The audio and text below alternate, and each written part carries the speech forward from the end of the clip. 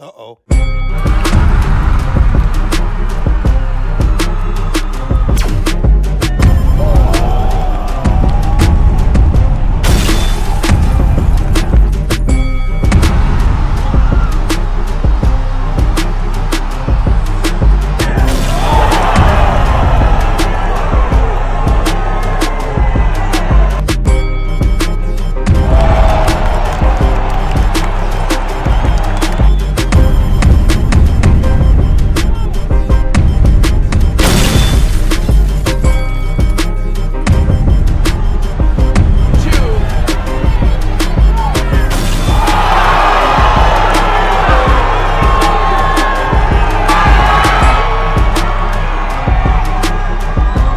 Welcome to the motherfucking relay. We're covering today's top boxing news.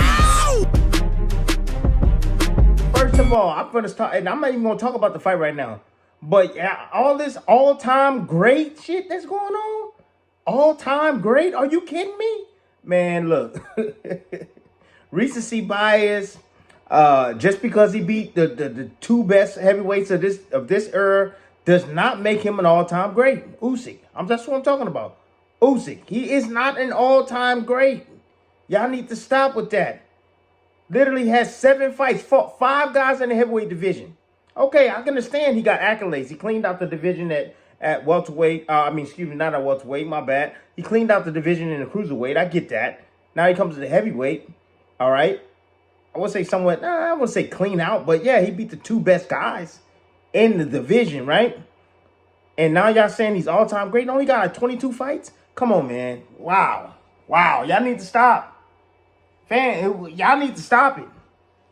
He a legend in his own right. But all-time great, y'all tripping. Veteran content creator Najee reacted to Timothy Bradley's post, his assessment of Oleksandr Usyk and whether or not he's an all-time great, and he said, "When I said it though, everyone got mad at me. Tim Bradley is speaking facts. When my boy Daniel Dubois ends all this recency hype y'all are on, I want apologies from all of you." Oh, recency bias. Like the recency bias you have for Daniel Dubois, who Oleksandr Usyk already beat, by the way. So let's go back. In my previous video, I told you that the only people who would want to shade Oleksandr Usyk at this point are likely people who picked Tyson Fury to win. We know that Najee did. He swore up and down Fury was going to be different this time. He was going to win. Najee was wrong. And he just can't admit it. Whatever you think you know about boxing, you were wrong. You were wrong 2 times. So now, you want to shade Oleksandr Usyk as a result. Say that he isn't even like that. Like what? Like you made Tyson Fury out to be. Like that? Timothy Bradley's no different. I don't often disagree with Timothy Bradley. But here's what Tim had to say before Usyk beat Fury the first time. This is fact. Tyson Fury, and forget about the variables and forget about anything. The best Tyson Fury versus the best Usyk. Tyson Fury has more skills. Then where were they the last 2 fights? Period. He can switch southpaw. He can box off his back foot. Usyk is a southpaw. Usyk can box off his back foot. We've seen him do that a number of times. He has a 7-inch reach advantage. You know, he has punching power. Having longer arms than the other guy, and even having power, doesn't make you the better boxer. You know, he throws great combinations, great timing, great footwork. He can move side to side. He's taller. He's longer. He's better on the inside. He can switch southpaw. Did I say that already? He has more tools in the bag to win this fight. Now remember, this is what Timothy Bradley had to say 2 fights ago before Usyk beat him 2 times 2 fights later. This is Timothy Bradley now. But yeah, all this all-time great shit that's going on, all-time great? Are you kidding me? Everybody on your network claimed that Tyson Fury was an all-time great for doing little more than beating Klitschko and Wilder. Man, look. Recency bias. Just because he beat the 2 best heavyweights of this era does not make him an all-time great. Then why did you and everybody else on your network tell us that Fury was an all-time great? What was that if not recency bias? You guys didn't say that when he beat Klitschko. You waited till he beat Wilder. So what was that if not recency bias? Usyk. That's what I'm talking about. Usyk. He is not an all-time great. Y'all need to stop with that. Why? Literally has 7 fights, fought 5 guys in the heavyweight division. Your network would periodically run highlights of the Fury versus Tom Schwartz fight to liken him to Muhammad Ali. Tim, you've got a lot of nerve. Okay, I can understand he got accolades. He cleaned out the division at welterweight. Not at welterweight, my bad. He cleaned out the division in the cruiserweight. I get that. Now he comes to the heavyweight. All right. I would say somewhat, I wouldn't say clean out, but yeah, he beat the 2 best guys. 3 if you count Daniel Dubois. Did you forget about him? In the division, right? And now y'all saying he's all-time great. No, he got like 22 fights? Come on, man. Wow. Y'all need to stop. No, Timothy, you need to stop, because you're one of the same people on the ESPN network that put Vasyl Lomachenko on a pedestal for getting so much done in so few fights. Does that only apply to top-ranked fighters? Fighters signed to top rank? Because now you're using it against Usyk. Y'all need to stop it. He a legend in his own right. But all-time great, y'all tripping. So on the premise of what is one of the worst boxing takes Timothy Bradley has ever had, Najee feels vindicated. He feels that we're going to owe him an apology. Did you apologize to anybody you told Fury was going to win? Did you apologize to your subscribers for filling their head with that bullshit? So what do Najee and Timothy Bradley have in common? Well, they're both from America, they're both American, and they both picked Tyson Fury to win the fight. What a coinky-dink. And what did I tell you? That anybody looking to shade Oleksandr Usyk and tear him down at this point is likely someone who picked Tyson Fury to win. So lo and behold. Bullseye. Let's talk about Timothy Bradley's take for a second and what makes it so bad. How many times, on how many broadcasts, did Timothy Bradley and the other analysts tell you about how great Vasyl Lomachenko is? The great Vasyl Lomachenko, isn't that what they say? Vasyl Lomachenko did not do at 126 pounds what Usyk did at cruiser. No. Vasyl Lomachenko did not do at 130 what Usyk did at cruiser. No. He didn't do it at 135 either. But you guys call him great. What's so great about him? According to you guys, because I keep up with the broadcasts, I watch the top-ranked shows, he's great for having become a champion so fast in so few fights. So that you can turn around and use that logic against Usyk? How does that work? I'm not telling you that Vasyl Lomachenko isn't a great fighter. I'm telling you that their logic is inconsistent because they're telling us what makes Lomachenko great makes Oleksandr Usyk not great. You say it like there's a certain number of fights, a set number, that you need to have in order to be an all-time great when we know that there isn't. If you became an undisputed champion 2 times across 2 divisions in 23 fights, all that means is you didn't pad your record. You only fought who mattered. You only fought the guys that count. Would you have preferred that he fought more Tom Schwarzes like Fury did? Because you guys were pretty high on Fury on ESPN. To the point where you called him a generational great, you likened him to Muhammad Ali, you said he would be competitive in any era. Now, you deprive Usyk of that same credit, even though he beat Fury. Sour grapes. It's a case of sour grapes. You're just mad you got it wrong. You were way off about Tyson Fury, and I've been saying it for years. Everybody's way off about Tyson Fury. You think he's a generational great? Wait till Usyk gets a hold of him. Then you'll see a generational great. Recency bias. The only ones who had a recency bias was the staff at ESPN, who crowned Tyson Fury the greatest heavyweight, or one of the greatest heavyweights, for doing little more than beating Wilder. That's a recency bias. Back over to Najee, who said, when I said it, everybody got mad at me. You do realize everybody's getting mad at Tim, right? It's just as bad a boxing take when he says it as when you said it. Him saying it doesn't make it better. The world is reacting to Timothy Bradley's take on Usyk's all-time great status. Dan Canobio of CompuBox said, the funniest part of this is Bradley trying to use Usyk going double undisputed in 22 fights against him. Why is that funny? Because Timothy Bradley is part of the same panel that tells you Vasyl Lomachenko is the greatest thing since sliced bread for becoming a champion so fast. So what about when a guy becomes undisputed so fast? You're saying that's not a good thing. Fight Hub Zone veteran boxing scribe Marcos Villegas said, Oleksandr Usyk, Olympic gold medalist, two-division undisputed champion, cleared out the best at cruiserweight,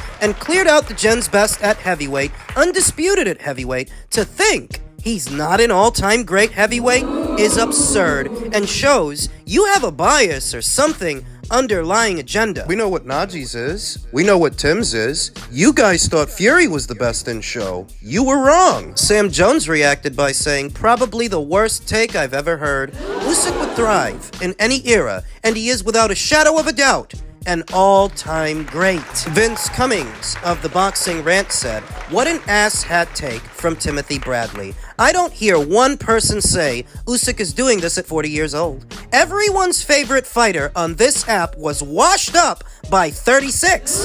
In this era, he's 37. Undisputed. So what does it even take to be classified as an all-time great? Because I'm pretty sure if you ask Timothy Bradley, Andre Ward is an all-time great, but Andre Ward was never an undisputed champion. He wasn't. He was not undisputed at 168. He was not undisputed at 175. And he retired at the tender age of 32 years old. Usyk is 37 doing this. But he's not great. So what does it take to be classified an all-time great? In previous eras of boxing, all it really took was for you to fight the somebodies in your division and beat them. And you didn't even have to beat all of them. Oscar De La Hoya didn't. Felix Trinidad didn't. Juan Manuel Marquez didn't. Pacquiao didn't. They're all-time greats. They fought the somebodies. Sometimes they won. Sometimes they lost. But what makes them all-time greats is that they fought the somebodies. Well, Usyk's fought nothing but the somebodies. Nothing but the somebodies at cruiser, and nothing but the somebodies at heavy, without the filler fights in between. Very few of them. You want that he should fight more Tom Schwarzes like Fury did, in between the big fights, the meaningful ones? Does he need to fight a Francis Ngannou and get sat on his ass? Will that make him an all-time great? Because you thought Fury was pretty great. Should he disappear for 2 years, in the middle of his career, like Fury did, before you consider him an all-time great? Tim's logic is illogical. Everybody has a bad boxing take now and again. This is Tim's, and it's a really bad one. It is almost embarrassing, and all it exposes is that Tim has an axe to grind with Usyk. He has an agenda. Where specifically you would rank Oleksandr Usyk among the greats is subject to some debate. How high? How low? Top 10? Top 15? Top 20? I don't know. It's a lot of data to process, but there's no doubt that he is one of the all-time greats. That's the short answer. There are a lot of other fighters that are classified as all-time greats that did not complete boxing the way that he did. So spare me. Stop moving the goalpost. There's no logical reason to belittle this fighter. What more do you want him to do? Or is it that there's nothing he can do because you just don't like being wrong? And finally, elsewhere in the heavyweight division, radio personality Simon Jordan said, the battle of the losers. He was talking about a Joshua versus Fury fight. If it was on, I'll probably watch it. But am I clamoring to watch Fury versus Joshua in a fight that has no meaning behind it besides bragging rights? What's it for? Well, you certainly can't lambaste Simon Jordan for his opinion. If he's not excited about the fight, then he's not excited about the fight. And it's as simple as that. Though a boxing take like this one could only come from someone outside of the boxing world, the boxing sphere. This is a casual boxing take. Simon is a casual. And for as much as he wants to poo-poo all over this fight, if they made it, a good number of casuals would tune in, whether he wants to accept that or not. Fury versus Joshua is still a big fight, like Amir Khan and Kell Brook was still a big fight. Still a success. And the idea that unless the two fighters are unbeaten fighters, that it's not worth anything, that it isn't even worth doing, if that were the case, Gatti versus Ward wouldn't be one of the all-time great fights. Neither Arturo Gatti or Mickey Ward were thought of as the number one and number two guys at the time. But when they fought each other, they put together a classic trilogy. That's boxing. Simon is hardly the most dedicated boxing fan. If he were, he'd know that There's always room for surprises because who would have thought that Derek Chisora, with losses in the double digits, would beat Joe Joyce? Who did he pick to win the Dubois versus Joshua fight? That came as a shock to many. So when you've been watching boxing long enough, what you start to realize is these fighters that compete at the highest levels of the sport, the ones that you think are very good, are the likeliest fighters to lose. Simon had a high opinion of Tyson Fury. I had a high opinion of Anthony Joshua. Them losing, though, that's not the end. When Muhammad Ali lost to Joe Frazier upon coming back from the exile, was that the end of him? The perspective that I have is that anyone from Naoya Inoue to an Oleksandr Usyk may one day lose because of the level at which they compete and because Father Time is undefeated. Fighters retiring with unbeaten, unblemished records really is a rarity. And not without some angling. So that can't be the standard. I understand that Fury versus Joshua as a fight, it has lost some steam because Fury lost and AJ lost, so the fight isn't everything that it was, but it's still a big fight. And it's still a meaningful one, that if you made it, no matter what people are saying right now, The British public would tune in for that fight, no matter what they're saying right now. just like they did with Amir Khan and Kell Brook, because some fights really aren't about a belt or some belts. Some fights are about something else. Yes, this one is about bragging rights. So maybe that was unnecessarily negative. To call it the Battle of the Losers. Manny Pacquiao had approximately 5 recorded losses going into the Floyd Mayweather fight.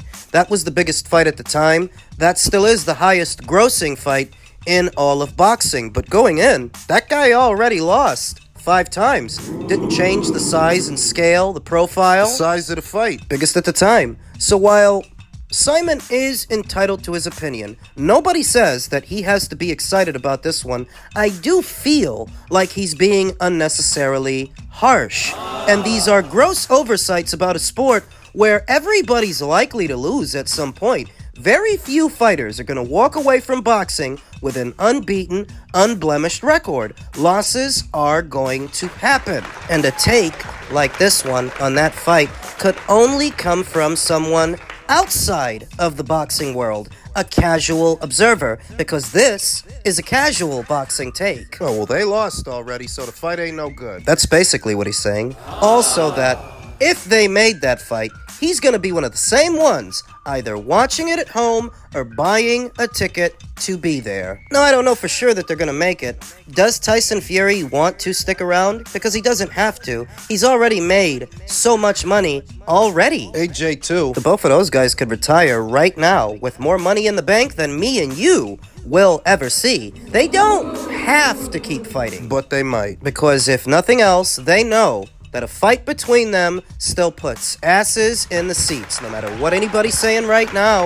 You have to favor Fury to win, because he showed more in his last fight than AJ showed in his last fight. But in a division where you're always one punch away from being knocked out, you never really know. That's why you gotta fight the fights.